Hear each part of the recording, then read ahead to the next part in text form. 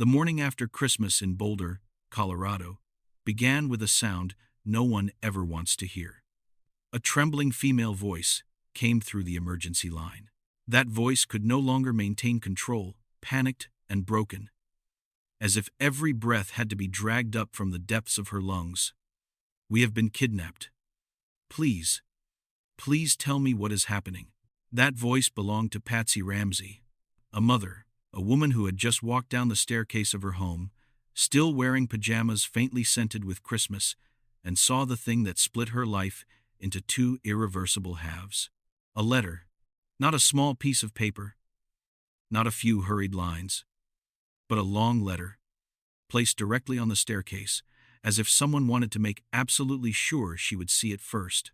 Cold sentences, written with time, with a terrifying calm. The letter said her daughter had been kidnapped, that a group was holding her 6-year-old child, that they wanted money, and that if she made even a single mistake, her daughter would die. Patsy did not finish reading it. She could not. She screamed for her husband. She ran up the stairs and opened her daughter's bedroom door. The familiar room, the small bed, the toys still lying exactly where they had been the night before. But the child was gone. In that moment, time stopped. In the mind of a mother, there was no longer logic, no sequence of thought. Only one idea remained. Where is my child? Where is my child? And the greatest fear of every parent began to crawl out of the darkness. The 911 call was made shortly after 5 in the morning. Only minutes later, the police arrived. But none of them knew that when the front door of that house opened, they were not simply stepping into the scene of a kidnapping. They were stepping into a question that would haunt America for decades. Was this a failed kidnapping? Or from the very beginning, was this never a kidnapping at all? If the child had died inside her own home, then who was there on Christmas night? And what truly happened in that cold basement, while the rest of the world slept beneath the glow of holiday lights? There are doors that, once opened, can never be closed again. And the story of JonBenét Ramsey begins at that very moment. In the eyes of their neighbors in Boulder, the Ramsey family was a familiar image of the American dream. A large house on a quiet street, a neatly kept yard, lights always glowing during the holidays. They were not the kind of wealthy family that flaunted their riches loudly. They were the kind of wealthy that made people look at them and think that everything inside that house was going exactly as it should. John Ramsey was a successful businessman, a man accustomed to numbers, meetings, and private flights. His life was built on control, planning, and precision. Every problem had a solution. All it required was enough discipline, enough logic, enough effort. Patsy Ramsey came from the world of beauty pageants. She understood the value of appearance, of a smile, of keeping everything looking perfect. Patsy loved this house, loved hosting parties, loved the feeling that her family was admired. But behind that polished exterior was an unnamed pressure, the pressure to always be fine, always smiling, always being a mother who was never allowed to break. The two children grew up in a world of abundance. Burke, the older son, was quiet and withdrawn, often avoiding other people's gaze. JonBenét was the opposite. She was like a small light inside a large house, lively, charming, always drawing attention, and that attention, at times, became a burden. The Ramsey family was not a bad family, but they lived under the pressure of having to be a model family. The pressure of wealth, the pressure of expectations, the pressure of never allowing cracks to show on the surface. In houses like these, imperfections are carefully hidden. Fatigue, tension, emotions that are never named. Everything is pushed lower, deeper, to places no one can see. And sometimes, it is those invisible pressures that are the most dangerous, because when a crisis strikes, not everyone is prepared to face it with calm, especially when their entire life has been built on keeping everything looking perfect. Inside that seemingly peaceful home, pressures were quietly accumulating, and all it took was one cold Christmas night for everything to collapse. Before there was a crime, before there was suspicion, before the entire nation knew their names, The Ramsey family were simply three people stepping into a night they had no idea would change their lives forever. Patsy Ramsey was the first to wake up that morning. A mother accustomed to the rhythms of family life, used to worrying over every small detail. She had once stood on stages, smiling beneath hundreds of lights, but inside that house, Patsy was simply a mother who constantly feared she was not good enough. Afraid of making mistakes. Afraid of losing something precious that could never be recovered. On that fateful night, Patsy was not a symbol. She was a mother living in the most primal fear a human being can experience. John Ramsey was different. He was used to facing crises with logic. His entire life had been shaped by decisions that needed to be controlled, risks that needed to be calculated. But there is one kind of situation that leaves even the most successful businessman powerless. When the problem is not on a conference table, but inside the bedroom of your own child. John was no longer a chief executive. He was simply a father trying to remain composed while his private world collapsed around him. And then there was Burke Ramsey, a 9-year-old boy, too young to fully understand what was happening, too old not to sense that something was wrong. Burke was the kind of child who spoke little, who withdrew into himself, living in a private world of toys and video games. That night, as adults rushed through the house, voices grew sharp, and tears appeared. Burke lay in his room, listening to sounds he could not yet name. We often want to find a clear character, a villain, someone to blame. But on that night, no one had been accused. There were only 3 people, each carrying a different fear, all pulled into a nightmare they never chose. None of them knew that from that moment on, every movement, every word, every silence would be examined and dissected. But in that quiet house in Boulder, at that very moment, they were simply trying to survive 1 minute at a time. And it was within that fragile state that the tragedy began to take shape. The night of the 25th of December, 1996, passed like any other Christmas night for the Ramsey family. The city of Boulder was filled with holiday lights. The air was cold, but hearts were warm. Houses glowed, parties followed one another. Laughter echoed through living rooms. The Ramsey family was invited to a gathering at the home of a close friend, Fleet White. It was a familiar kind of evening. Adults talked. Children ran around. JonBenét appeared in a cute outfit, her blonde hair neatly brushed. She laughed often. She talked a lot. As usual, JonBenét was the center of attention. No one noticed anything out of the ordinary. There were no arguments, no signs that a tragedy was approaching. It was simply a family closing out the holiday in the most ordinary way. At around 10 o'clock at night, the family left the party and headed home. In the back seat of the car, JonBenét had already fallen asleep. She was tired after a long day, her head tilted to one side, her breathing slow and even. John glanced in the rearview mirror and saw his daughter sleeping. A moment that felt very human, very familiar to any parent. When the car stopped in front of the house, John lifted JonBenét up. She did not wake. She did not open her eyes. She did not say a word. Her small body felt lighter than he expected. Patsy walked ahead, opened the door, and turned on the lights. The house welcomed them with its usual quiet. John carried his daughter up the stairs, one step at a time. Slowly, carefully, as if afraid of disturbing that fragile sleep. He placed JonBenét on the bed, pulled the blanket up, straightened her pajamas. In the small room, everything was exactly where it belonged. Toys, books, the traces of a childhood that had not yet had time to grow. There was no goodnight wish. No bedtime story. Just a simple decision. Let her sleep. Let tomorrow continue. Patsy and John went to bed shortly afterward. They planned to wake up early, pack their bags. A holiday trip awaited them. In their minds, the near future was still intact. No one imagined that only hours later, this house would become the scene of one of the most haunting crimes in American history. Christmas night closed in silence. No sound, no warning signs. No one knew that this would be the last time JonBenét Ramsey would be carried to bed like a normal child.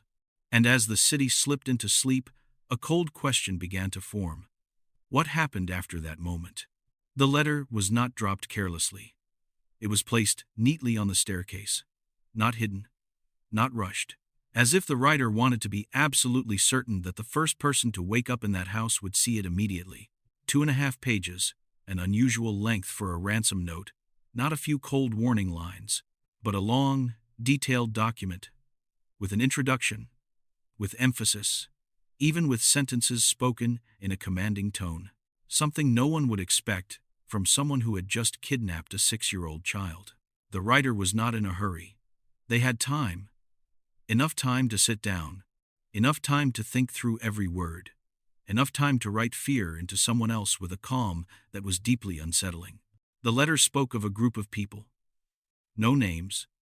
No clear identities. Just a small group, yet confident, in control, and full of threats. They claimed that JonBenét was in their hands, that she was still alive, but that her life depended entirely on whether her parents followed the instructions correctly. Then the number appeared. $118,000. Not millions. Not an amount that would leave someone stunned just by hearing it, but a specific figure, precise to the point of suspicion, an amount that felt just right, as if the writer knew this family's life very well. Knew their income, knew the bonus, knew things that outsiders should not have known. The letter continued. Warning. Threatening. Laying out instructions step by step. Do not call the police. Do not tell anyone. Do not try to be smarter than allowed. Each sentence felt like a rope tightening around the reader's mind. What was strange was the tone.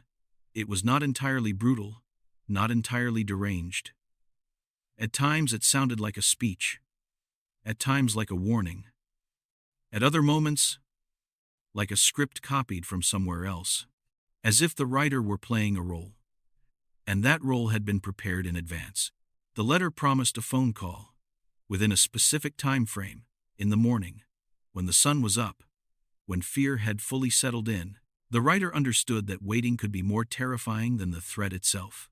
For Patsy, the letter was no longer just words. It was a suspended sentence hanging over her daughter's head. Each line was a cut. Each sentence a question without an answer. Was this truly a kidnapping? Or was the letter simply meant to conceal something far more cruel? In many cases, a ransom note is a clue. But in this case, it felt like a maze. The more closely it was read, the deeper one became lost. And from that very moment, the letter became the center of all suspicion. Because sometimes the most dangerous thing is not what is written, but why it was written at all. In moments of panic, people rarely act according to any handbook. When fear reaches its peak, instinct speaks before reason. After the 911 call, Patsy did not stay still. She called friends. She called relatives. She called the people she believed could help her remain standing. In the mind of a mother at that moment, the house did not need to be protected as a crime scene. It needed human presence. It needed voices. It needed someone to say that everything would be all right. In a short time, the doors of the Ramsey house kept opening. Friends came in, family members came in. Shoes left their marks on the floor. Hugs were exchanged. Words of comfort. Whispered questions. The house, once quiet, quickly became crowded and chaotic. No one thought about standing still. No one thought about not touching anything. People made coffee, tidied up a little, pulled out chairs, opened doors, closed doors. Every action came from good intentions, but each of those actions quietly faded the fragile traces that remained. The police were present, but they did not seal off the house in a strict way. They believed this was a kidnapping, that the primary scene was JonBenét's bedroom. Other areas of the house were still freely accessible. In later cases, this would be called a serious mistake. But on that morning, it was simply a very human chain of reactions. When faced with overwhelming pain, people turned to one another, not to conceal the truth, but to survive. With every passing minute, the house looked less like a crime scene and more like a temporary refuge for people falling apart. Footsteps pressed down on the silence. Voices covered the spaces that should have remained untouched. None of them knew that those accidental touches would later become major questions, that footprints would disappear, that small details would never be recovered. And when the truth is disturbed from the very beginning, the investigation itself begins to drift off course. It was not the mistake of evil. It was the mistake of human beings standing before the greatest fear of their lives. Time began to move in a very different way. After the initial panic faded, the house slowly fell into a state of waiting. No one said it out loud, but everyone knew exactly what they were waiting for. The call. The call the letter had promised. The call that would decide the life or death of a 6-year-old child. The clock on the wall crept forward inch by inch. The minute hand moved with cruel slowness. With every minute, the phone remained silent. Fear grew heavier. In Patsy's mind, every line of the letter echoed like an endless reminder. Between 8 and 10 in the morning, that was what they had said. No one dared leave the room. No one dared move too far from the telephone. No one dared think of the worst possibility. But that very silence began to plant the seed of something no one wanted to name. 9 o'clock, 10 o'clock, then 11. There was no call. The silence was no longer calm. It became heavy, thick, as if the house itself were holding its breath along with them. Every small sound made people flinch. Every time the phone rang for an unrelated call, hearts tightened and then dropped. For the investigators, the delay was a question mark. For the parents, it was torture. Because if this truly was a kidnapping, this silence made no sense. No further demands. No renewed threats. No sign of control. Time passed, and hope began to change its shape. It was no longer clear. It became fragile, like a thin thread stretched tight between belief and fear. By early afternoon, a thought began to form in the investigators' minds, a thought no one wanted to say out loud. If there was no call at all, then perhaps the letter had never been a promise. Perhaps what they were facing was not a negotiation. And within that prolonged silence, the truth began to emerge in the most merciless way. By early afternoon, when the silence had stretched on for far too long, investigators made a request that seemed simple. They asked John Ramsey to search the entire house again, from top to bottom, without missing a single room. John did not go alone. Fleet White, a close friend of the family, decided to go with him. The two men moved slowly through a house they knew well, but the feeling was completely different now. It was no longer a family home. It was a place filled with unanswered questions. They began upstairs, then moved down to the main floor. Nothing seemed out of the ordinary. No sign that a child had been taken, no clear traces of a struggle. The more they searched, the thinner hope became. Finally, they headed toward the basement. The staircase leading down was narrower and darker. The air was cold, damp. This was not a place people normally visited in daily life. Small rooms, old objects, corners that rarely drew attention. John went first. Fleet followed behind.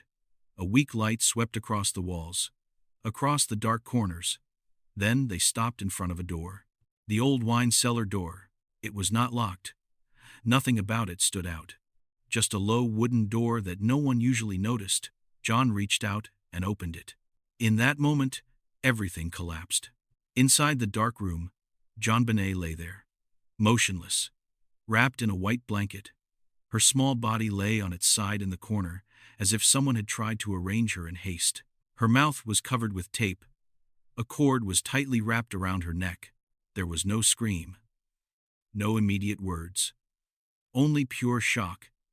A moment when the mind refused to accept what the eyes were seeing. For John, it was a blow beyond human limits. He did not see a crime scene. He saw his daughter, the child he had carried to bed only hours earlier, the child he believed was somewhere, still alive, waiting to be rescued.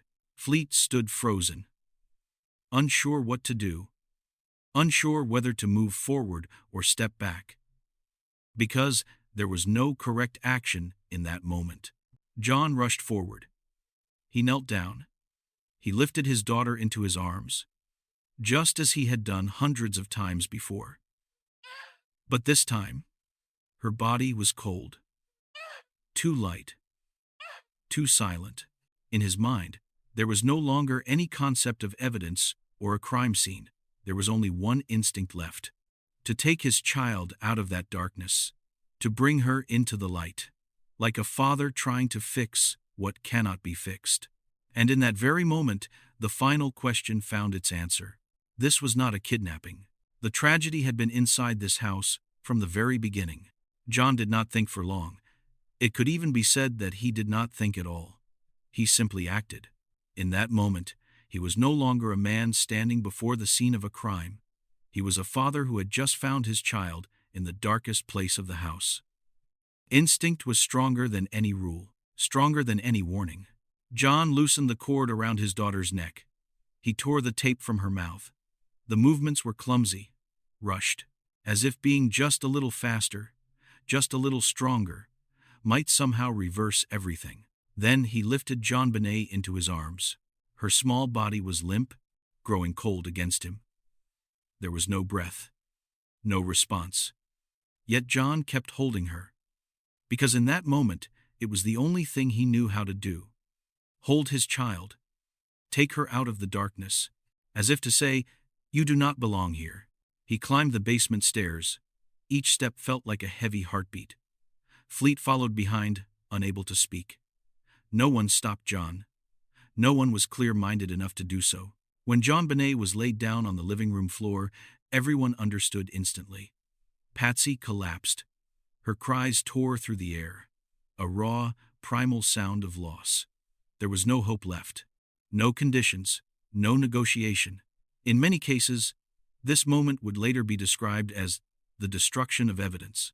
But on that morning, it was a profoundly human reaction.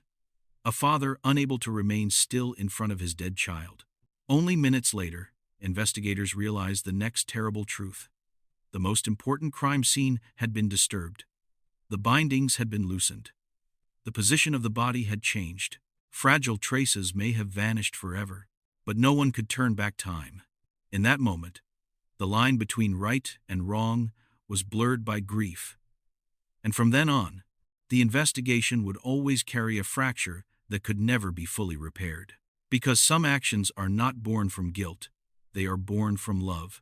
And it is precisely that which makes the truth harder to reach than ever before. When the basement door closed, the story moved away from the family's emotions and into the cold world of factual truth. A place with no room for speculation. A place where every small detail carries life and death significance. The autopsy report of JonBenét Ramsey, released afterward, painted a picture that left the entire nation stunned. She did not die immediately. Her small body bore multiple signs of violence, but not in a chaotic or frenzied way. It was quiet, precise, and terrifying. There was a large fracture in JonBenét's skull, a blow strong enough to cause severe injury. But what shocked forensic doctors was that the wound caused very little bleeding. This indicated that the blow occurred while her heart was still beating. Yet, it was not enough to kill her right away. The official cause of death was determined to be asphyxiation due to strangulation. Around JonBenét's neck was a nylon cord, tied to a crude device resembling a garrote. This was not something brought in from outside. It was made inside the house. From a broken piece of a paintbrush, a familiar object, something ordinary. Yet it became a weapon of murder. Her mouth was covered with tape, not to silence her during a struggle, but more like an act of staging, as if someone wanted to shut down every sound, every reaction, every remaining sign of life. There were small abrasions on JonBenét's body, tiny petechial hemorrhages around her eyes, signs that her body had endured a prolonged period of suffering, not for a few seconds, but for minutes that no one witnessed. Then came the detail that caused every theory to begin branching in different directions. In JonBenét's stomach, experts found traces of pineapple, a type of food never mentioned in her parents' account of that night. A very small detail, but one that could not be ignored. Pineapple meant that she had eaten something after returning home. This directly contradicted the statement that JonBenét slept continuously from the moment she was carried to bed. And from this small contradiction, a flood of new questions began to emerge. An autopsy does not tell a story through emotion. It tells it through evidence. And those traces do not only describe how JonBenét died, they raise far more difficult questions. Who was with her in her final moments? And why did no one hear anything in a house that large? When the report closed, one thing became clear. This was not a simple accident. Nor was it an easy death to explain. The truth, like the house itself, contained far too many dark corners that had yet to be illuminated. Some cases are not haunting because of bloodshed. They haunt because of small details. Details so minor that people want to ignore them. Yet the longer you look, the more they refuse to disappear. On the kitchen table in the Ramsey home, police found a bowl of pineapple. The fruit had been cut and neatly placed. It looked like an unfinished snack. On the bowl were Burke's fingerprints, a detail that seemed harmless at first, but it caused the entire timeline to begin shaking. According to the parents' account, JonBenét had slept continuously from the moment they left the party. If that were true, she could not have eaten pineapple. Yet her stomach told a different story. Someone had been with JonBenét after the family returned home, and that moment was never described. Then there was the 911 call. The call appeared to end when Patsy hung up, but the recording showed that the line remained open for a few brief seconds. During that time, the dispatcher stated that she heard other sounds. Not just one voice, possibly two, possibly three. Some believe it was only interference. Others believe they heard the voice of a child. If that were true, then Burke had not been asleep the entire time, as claimed. And if Burke was awake, then who else was awake in that house? There are no certain answers. Only a quiet discomfort when a detail refuses to stay still. In the basement, investigators noticed a broken window. The glass had been broken earlier. A blue suitcase was placed directly beneath it. Its position made it hard not to think of a point of entry, or an unfinished plan. John said the window had been broken the previous summer, when he had been locked out and had to break the glass to get inside. A reasonable explanation. But what about the suitcase? Why was it there? Why was it positioned exactly like a makeshift step? Some believe an intruder climbed in through that window. Others believe the detail has been given too much meaning. And some raise a darker possibility, that the suitcase was never used, because no one managed to leave. The bowl of pineapple, the 911 call, the broken window, the suitcase. No single detail is large enough to draw a conclusion. But when placed together, they create a deeply unsettling feeling. As if someone knew more than they admitted. As if part of the story had been left blank. And it is precisely those empty spaces that keep this case from ever truly resting. At first, every theory pointed outward. An intruder, a stranger, a shadow that had slipped into the house on Christmas night. But the deeper the investigation went, the more the pieces refused to stay aligned in that direction. There were no clear signs of forced entry, no evidence of a major struggle, and the ransom note, instead of leading investigators forward, pulled everything back inside the house. Investigators began asking difficult questions. Why was the letter so long? Why was it written using paper and pen from inside the home?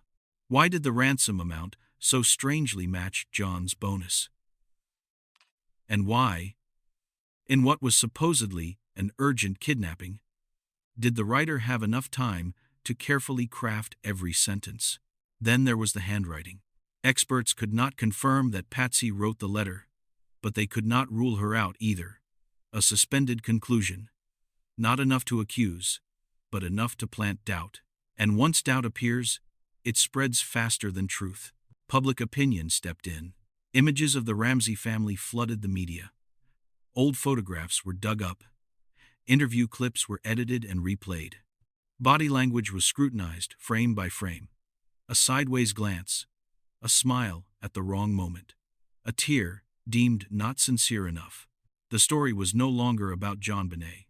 It became a public trial, one in which all of America served as both judge and jury. Many people did not believe the intruder theory, because to them, the most frightening possibility was not a stranger. It was the idea that tragedy could happen inside a family that appeared perfect. But others strongly disagreed. They argued that early police mistakes ruined everything, that the Ramsey family was pushed into a defensive position from the very beginning, that when you have just lost a child and are simultaneously under suspicion, you no longer behave like a normal human being. Caught between these opposing views, the truth became distorted. Emotion overtook reason. Sensational headlines replaced evidence, and JonBenét, a 6-year-old child, slowly became a symbol rather than a victim. From that moment on, the investigation was no longer just about finding a killer. It had to battle public opinion, bias, the pressure to answer a question no one could be certain of. Was this family a victim, or the center of a secret no one wanted to face? And once suspicion exploded, no one could remain untouched by the storm.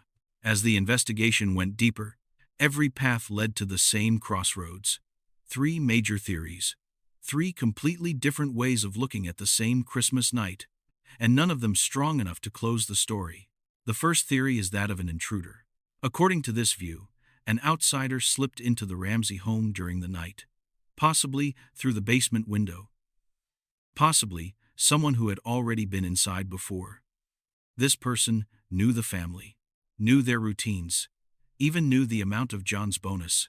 He wrote the letter. He stayed long enough, and then everything slipped out of control.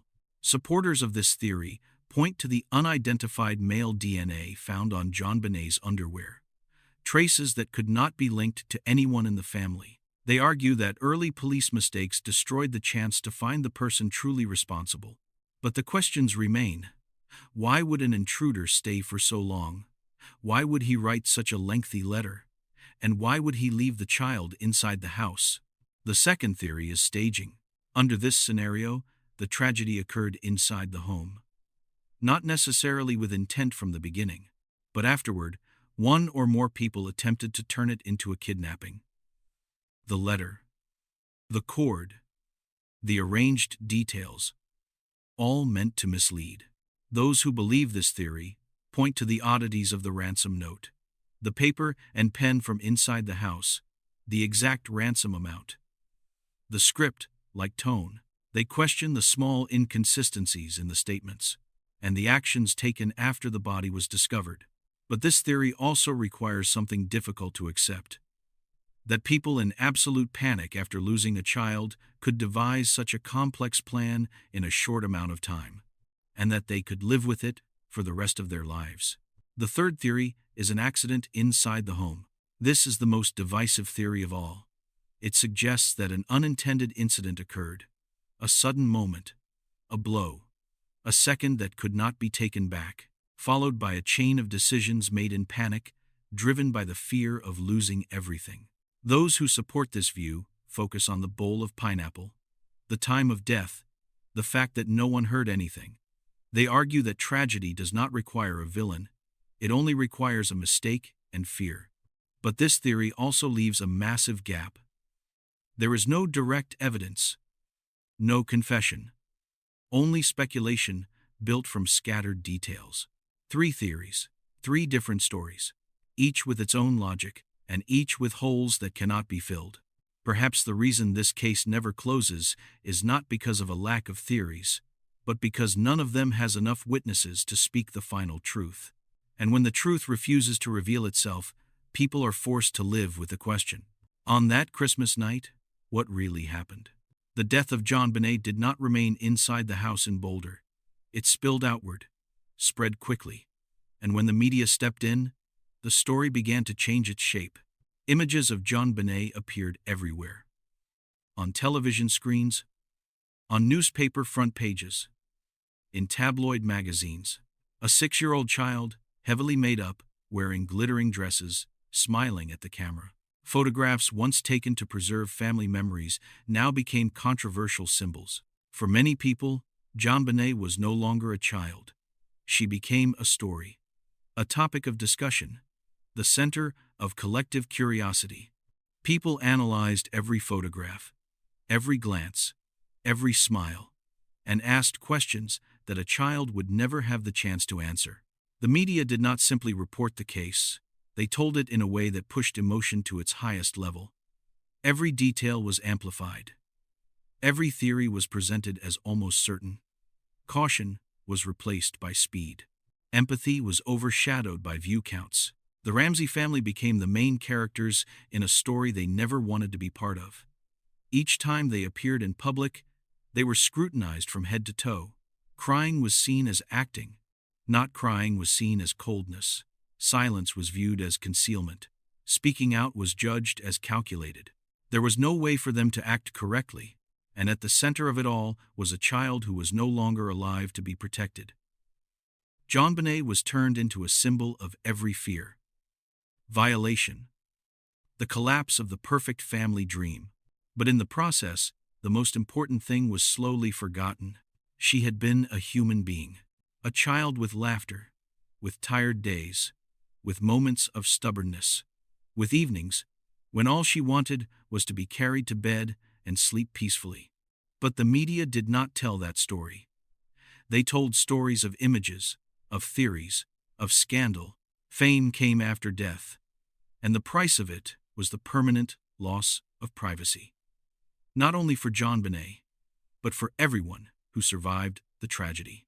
When the camera lights went off, the case still had no answer, but the wounds left by the media had already cut deep, and that was a price no one in this story ever chose. 3 years after that fateful Christmas night, the JonBenét Ramsey case reached a milestone that seemed as though it might finally bring answers. In 1999, a grand jury was convened in Boulder. They listened, they reviewed, they examined every remaining piece of evidence from a crime scene that had been disturbed from the very beginning. Inside that closed room, there was no media, no camera lights, only ordinary people, entrusted with an extraordinary burden to decide whether there was enough cause to file charges. When the process ended, the district attorney announced something that stunned many. No charges would be filed against John and Patsy Ramsey. The reason was simple, yet painful. There was not enough evidence to take the case to court. For the public, it was a disappointment. For the Ramsey family, it was not a release. Because if a child killer existed, that person was still out there, and the name JonBenét still had no true justice. Years later, when time seemed to have softened everything, the truth emerged in a different way. In 2013, the public learned that the grand jury had in fact voted to indict, but the prosecutor chose not to pursue the case. A decision based on the assessment that the likelihood of conviction was insufficient. Between those milestones, tragedy continued to cling to the Ramsey family. In 2006, Patsy Ramsey passed away after a long battle with cancer. She died still carrying a name forever tied to an unresolved case. A mother who lost her child. A woman who never knew the feeling of having her life story brought to closure. In 2008, another turning point arrived. The Boulder District Attorney pub. After more than 2 decades, the biggest question still remains. Who could the killer be?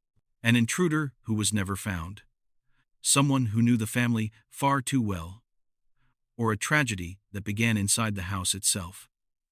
Each theory has its believers, and each theory lacks the final piece needed to become truth. The JonBenét Ramsey case remains unresolved not because of a lack of investigation, but because from the very beginning, the truth was disturbed. The crime scene was compromised. Time was stretched thin. Public opinion raced ahead of evidence, and the most important questions were buried beneath the pressure to find answers quickly. Some cases are solved by evidence. Some are solved by confessions. But there are also cases like this one, forever trapped between what cannot be proven and what cannot be forgotten. JonBenét Ramsey is no longer just a name in a file. She has become a symbol of unsolved cases. But before all the theories, the arguments, and the documentaries, one simple truth must be remembered. She was a child. A child who was carried to bed on Christmas night. A child who never woke up the next morning. And a child who never had the chance to tell her own story. Perhaps one day, new technology will bring answers. Perhaps a buried memory will finally be spoken aloud. Or perhaps this case will remain a quiet void in the history of American justice. But until that day comes, JonBenét's story reminds us of a painful truth. Not every tragedy has an ending, and not every question receives an answer. If anything remains after this case, it is not curiosity, it is awareness. That behind every sensational headline, every gripping theory, there is a real human life that was lost, and a real pain that still remains. The final question is not who did it. It is how we will remember JonBenét.